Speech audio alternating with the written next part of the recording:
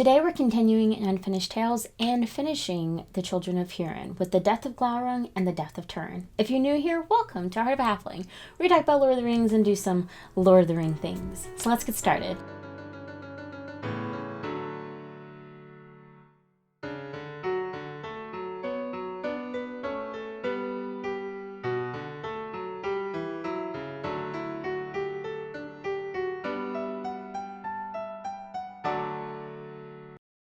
Today we're joined by my own personal Glaurung.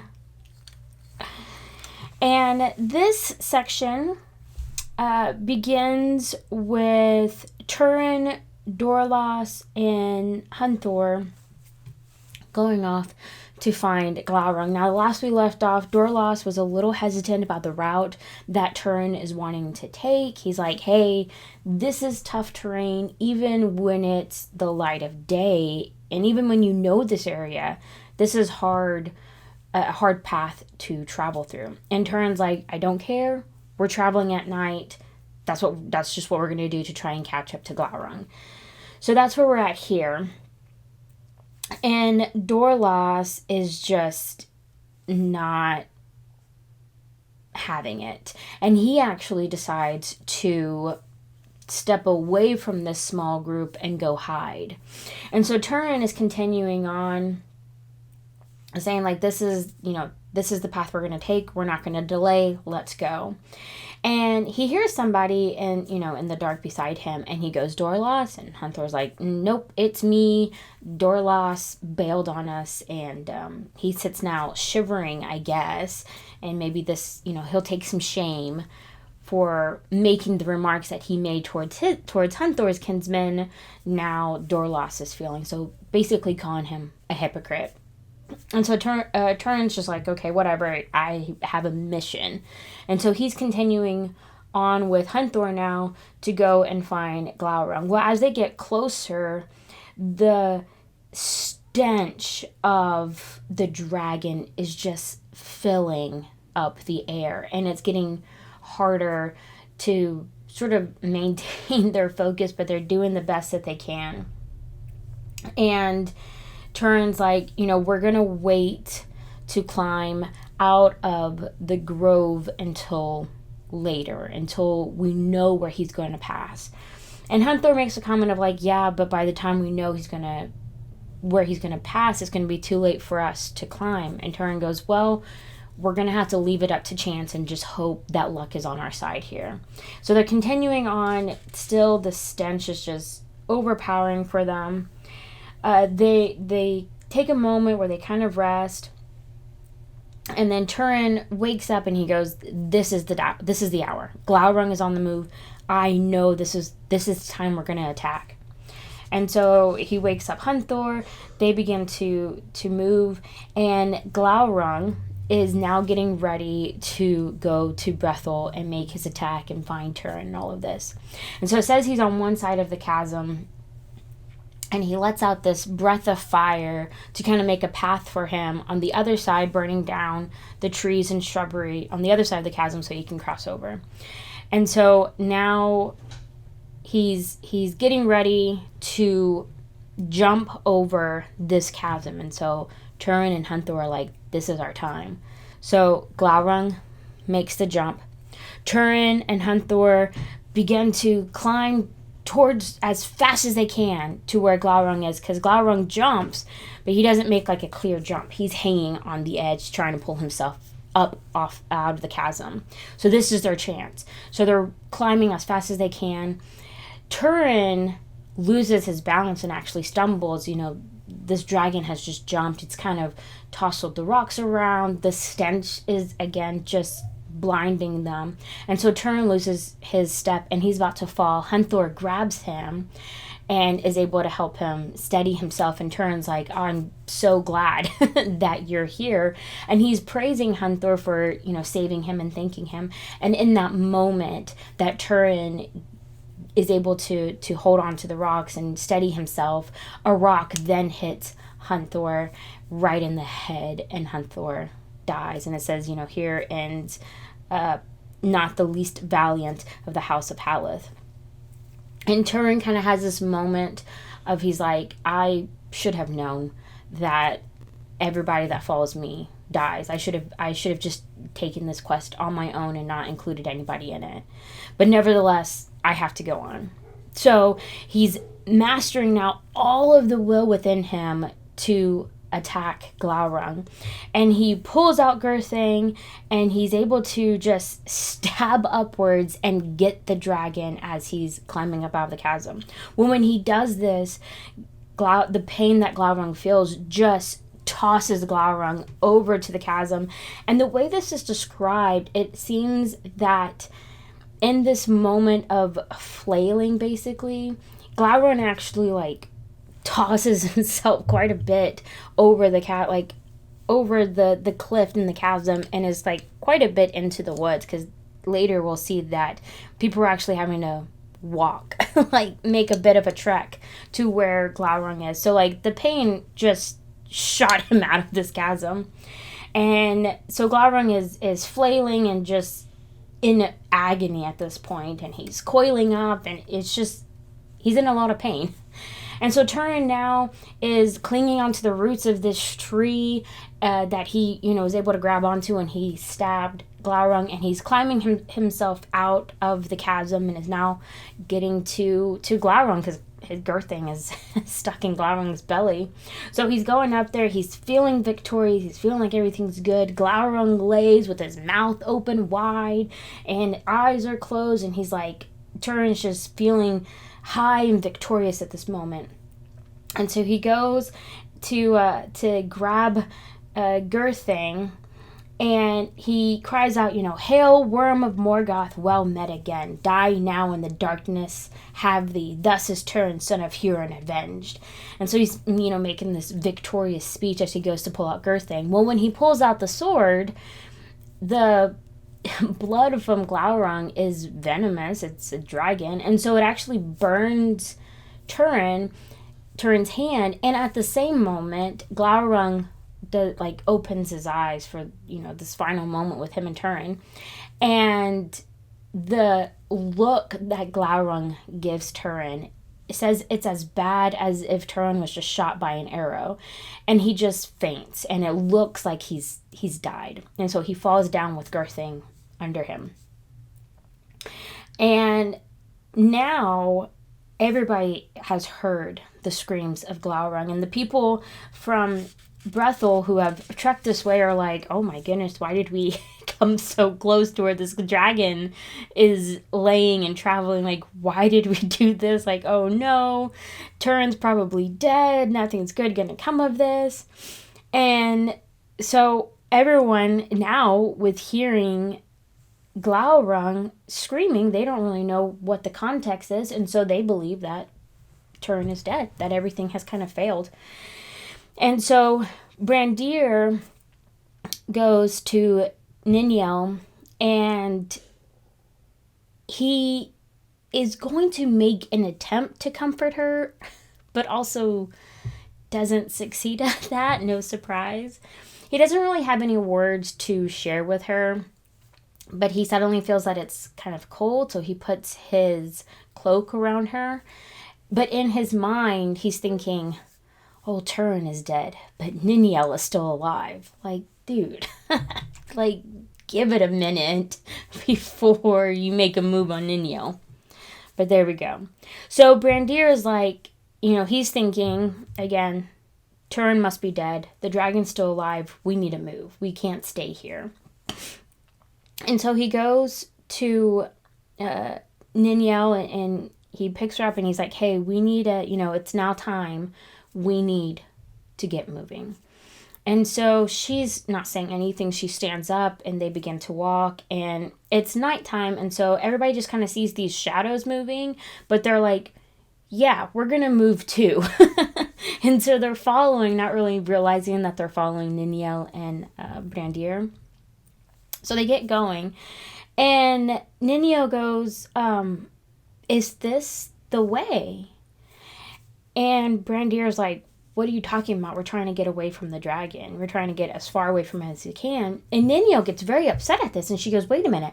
I thought you were taking me to my husband. Are you trying to lie to me? My husband's out there either dead or dying, and you expect me to just leave him where he is? And she's very upset with Brandir now. And she's like, forget this. And she goes towards Turin and the dragon. And Brandir is crying out to her to stop. Don't go alone. It's dangerous. It's cold. It's dark. All of this stuff. There's a dragon. And she doesn't listen. She keeps going. And Brandir, of course, is like, well, I guess I'm following Ninio. So he, wobbles his way to follow Ninio.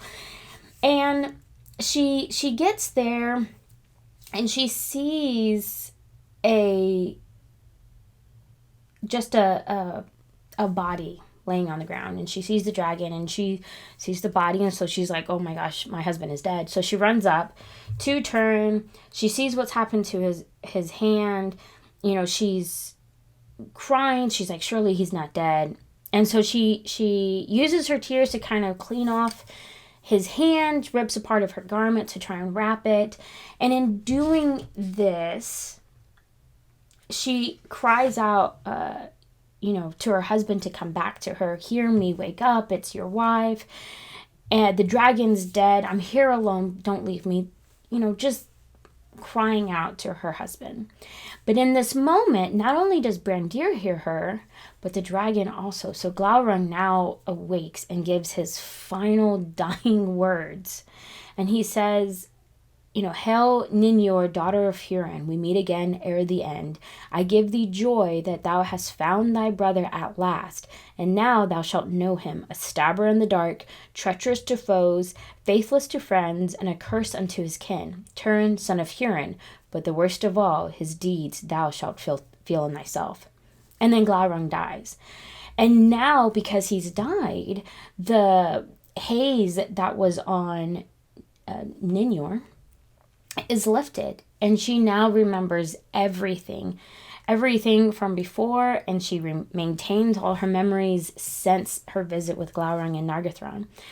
And now realizing what her and her brother have done, now realizing the child she now bears, it's too much for her. And she, cries out that Turin is the master of doom, and by doom he's been mastered, and happy to be dead. And then she runs to go and throw herself over the chasm. But before she does, Brandir shouts out to her to wait.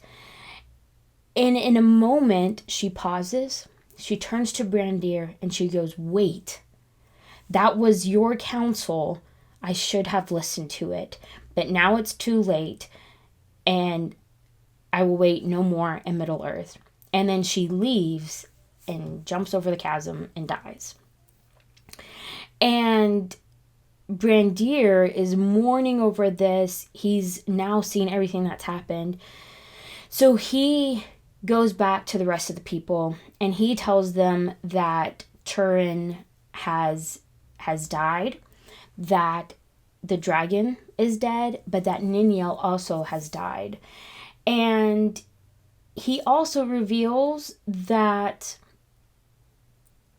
the dragon's last words were that Turin and Ninio were siblings.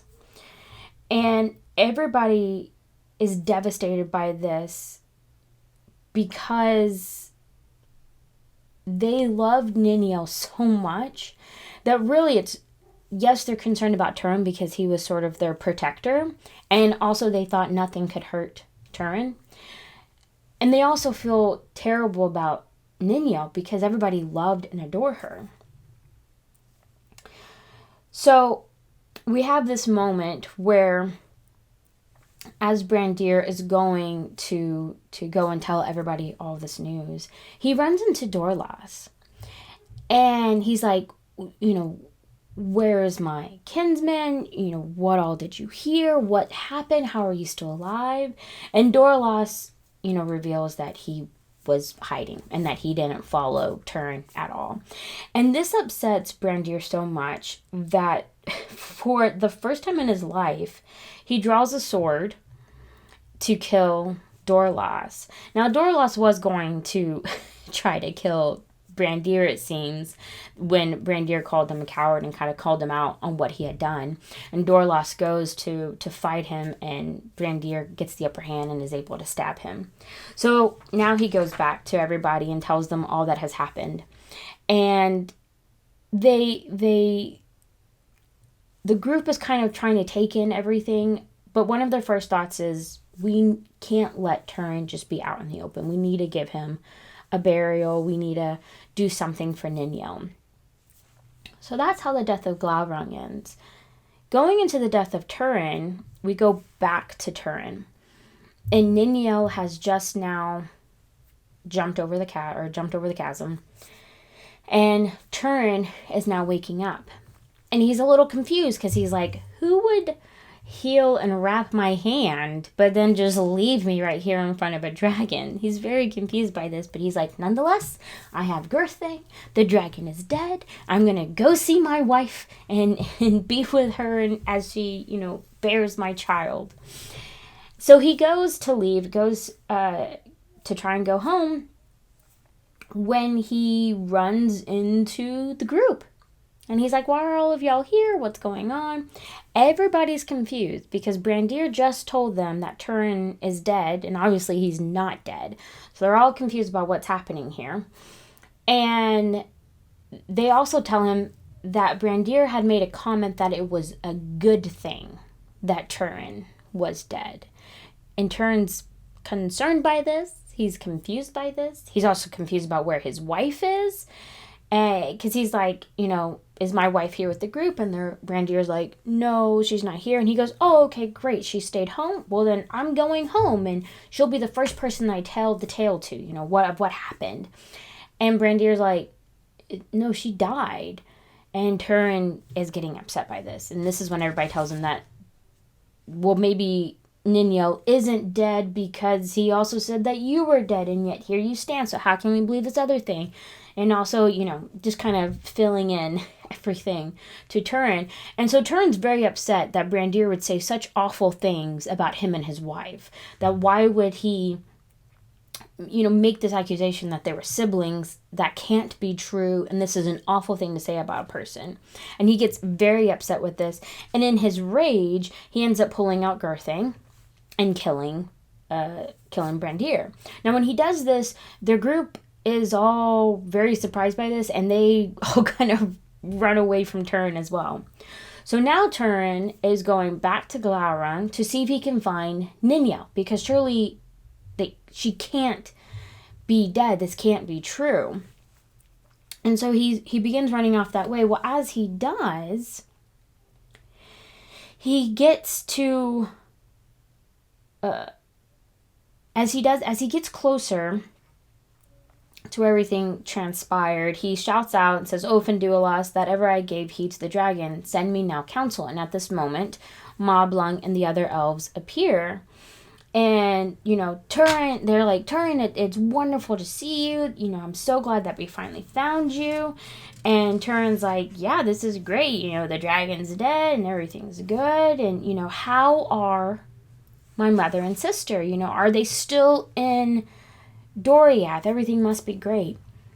And Moblung says, no, they left when they heard that you were possibly in Nargothrond. And they left to come and find you despite all of their warnings to stay where they were. And he says, we don't really know what happened to your mom, but with Ninjor, something happened with her and the dragon, and she became dumb and was confused, and that she just took off running. And Turin goes, oh yes, oh fair Ninjor, she ran from Doriath to the dragon, and from the dragon unto me. What a sweet grace of fortune!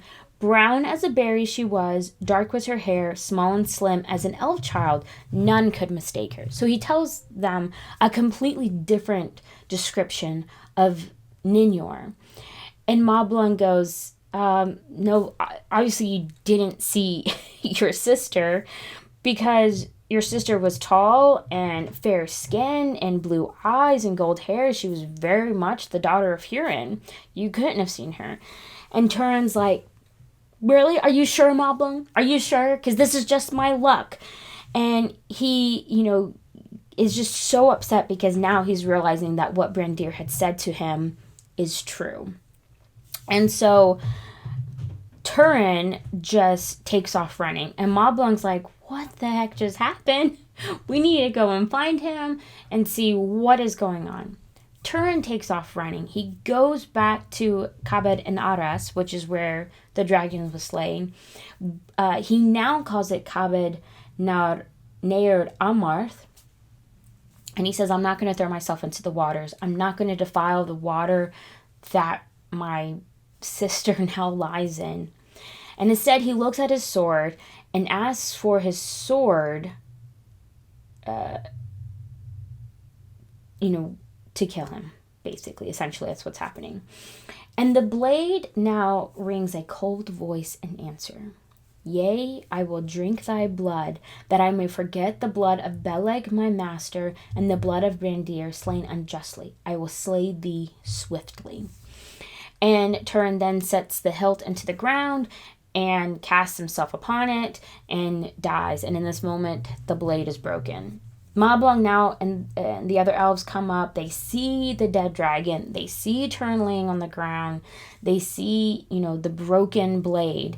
And Moblung is upset now. He's devastated at seeing someone that he loves died, and he feels some responsibility on himself because he knows that his words were the thing that drove Turin to do this. Even though at this moment Moblung doesn't know the full story, he knows something that he said caused Turin to do this. And so Moblung now and the other elves build a stone. They bury Turin. They build a mound over him that says Turin Torambar Dagnir Glaurunga. And beneath also it writes Ninyor Ninyel. And though she's not buried there, this is where she is remembered. And thus ends the tale of the Children of Hurin, longest of all the lays of Beleriand. So there you have it. We have finally finished Non and Hurin and Unfinished Tales. Now we've got quite a bit more to go through. That was just the Children of Hurin, but we made it through. And the first time I read the story in the Silmarillion, it was very upsetting. I was like, why would Tolkien write such an upsetting tale? But now rereading it in Unfinished Tales and sort of reflecting more on the story as a whole, yes, Turin's choices are still very frustrating, but this is such a tragedy. I think reading, when you have the Silmarillion, while that story is quite long in comparison to the other chapters of that book, it leaves out a lot of details, which Unfinished Tales kind of fills in some of those details. And so you get more conversations and more descriptions of the environment and kind of more things that are taking place. And I think having more of that story filled in definitely gave me a more rounded perspective of the story. I don't believe that Turin had a cursed fate. I don't necessarily believe that Morgoth has that type of control over man. I do believe that Morgoth can manipulate certain situations that would lend to Turin making bad choices. Ultimately, though, Turin probably didn't really need too much help to make those bad choices on his own. Nevertheless, we can see Morgoth interfering at times to push Turin in a direction that he kind of wanted. And ultimately, it was all just to get back at Hurin. Like, all that happens with the Children of Hurin is all a punishment and a torture device for their father Hurin, just so Morgoth can find the location of Gondolin. I think when you break it down like that, it's so much more tragic that all of this manipulation, all of this interfering, all of this damage that Glaurung has done, that Morgoth has done to the Children of Hurin, to Brethil, to Middle-earth in total, all because he wants the location of this one place. And all that we've just read is to get back at one man, to torture one man, so he can reveal this location. It just makes it so much more of a tragedy when you break it down that way. So it's a heartbreaking tale. And to know, I think when I read it the first time, I was like, ew, Ninjor and Turin are siblings and they're married. This is so gross. But then reading it here, where you get more dialogue, you get, just a little bit more of their story, you see more of their relationship, more of their marriage. And it makes it that much more tragic, because you're like, you guys really, you loved each other as husband and wife. You didn't realize you were siblings, and you loved each other in any other situation would have been a normal way to love one another. And that makes it all the more tragic when they realize that they're siblings, when they realize the child that they've had together, when they realize what all they've done is been a disgrace. Like, it's not the norm. It's not how marriage is supposed to be. It's not how siblings are supposed to be. And to realize that in the moment, not only have you lost your spouse in a life and death situation, but you've also lost your spouse because they never really were your spouse. They were your sibling the whole time. And so it's just very sad, very devastating, just all together, all around with their relationship. It's tragic. Ultimately, that's what this whole story is. It's just a huge tragedy.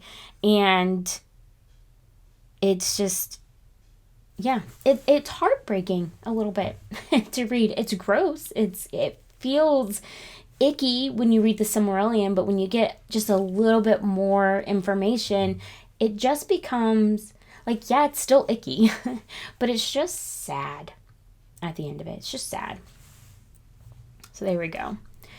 Something I wanted to just briefly talk about, because I think it's kind of interesting, is Glaurung.